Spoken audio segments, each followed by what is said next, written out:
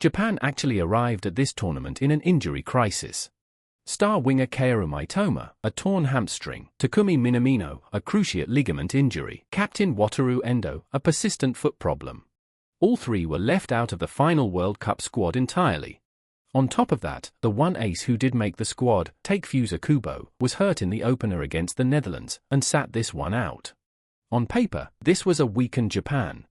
And yet Hajime Moriyasu kept the same formation that had worked in the opener and let the team's organization paper over the gaps. The result, a 4-0 rout. And Japan became the first Asian team ever to score 4 goals in a single World Cup match. According to Opta, in 151 previous World Cup matches involving Asian sides, none had ever managed 4 in a game. The media zeroed in on Japan as a collective.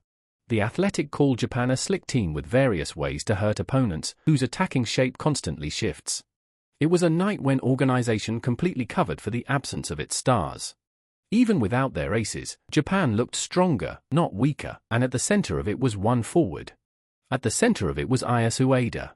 The Feyenoord striker, last season's top scorer in the Dutch Eredivisie, owned the game with 2 goals and an assist. He set the tone with an 18-yard strike in the 31st minute. He turned provider with a clever flick for Junior Ito's third in the 69th, then capped it 7 minutes from time, heading home Kaishu Sono's cross. Per Opta, Ueda became just the 3rd Japan player to record both a goal and an assist in a single World Cup match, following Takashi Inui in 2018 and Keisuke Honda in 2010.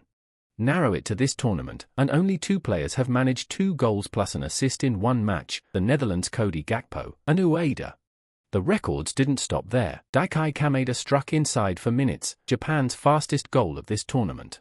And this match happened to be the 1000th in World Cup history. The win also stretched Japan's unbeaten run to 4 straight World Cup games, 2 wins and 2 draws, the longest in the nation's history. While the players covered the gaps, what was the manager on the bench thinking? After the match, there was pride on Hajime Moriyasu's face. He called it a landmark night, the 1000th match in World Cup history, with the whole world watching, so I'm very glad we could win here. Asked for the secret, he pointed inward, not at the opponent. Tunisia had changed their coach, so it was hard to predict how they'd come at us. So rather than focus on them, we prepared for what we wanted to do and played aggressively. There was wit in there too. He thanked the Japanese fans who'd packed Monterrey, then turned to the Mexican supporters, saying chants of Japan had rung around the stadium, and joking, as long as Japan don't end up facing Mexico, I hope they keep cheering for us. A big win, earned without his aces, had left the manager room to smile. While one bench was smiling, on the other an era was quietly ending. The other side of this was brutal.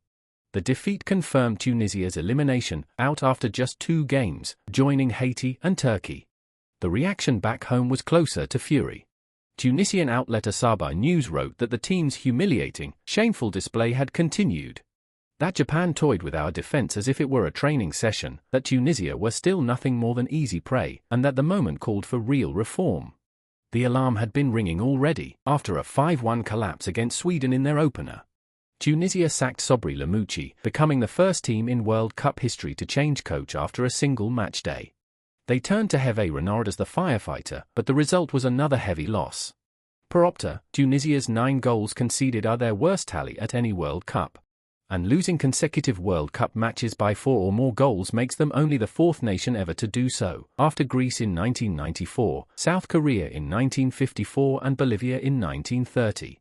After the match, Renard confirmed his was a single tournament contract, meaning his final game in charge will be the upcoming match against the Netherlands. One team is going home, one is heading for a bigger stage. So how far can this Japan actually go? One thing needs to be clear, as impressive as this 4-0 was, it doesn't suddenly make Japan a title favorite. Japan have never gone beyond the round of 16 at a World Cup. In fact, they've played more World Cup matches without ever reaching a quarterfinal than anyone. Even The Athletic noted that Japan's path may not be fully in their own hands, and that the round of 32 could pit them against the likes of Brazil, Morocco, or France. And yet Japan's ambition is plain. When he named his squad, Moriyasu insisted that, despite the injuries, his belief was unshaken that Japan would cause a major stir in North America. This is the team that beat both Germany and Spain back in 2022. And they've now shown they can put past an opponent even without their aces.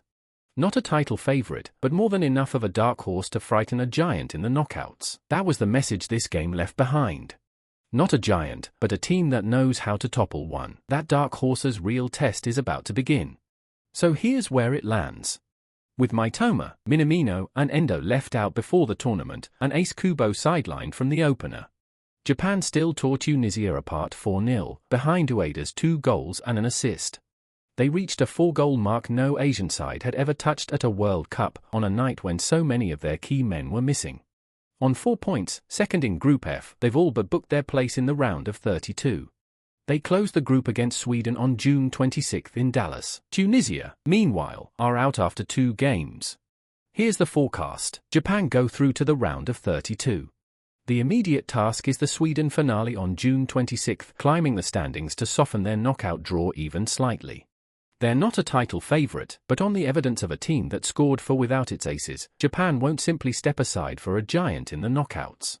Without their aces, Japan didn't crumble, they grew sturdier. The real test begins the moment they meet one of the tournament's giants.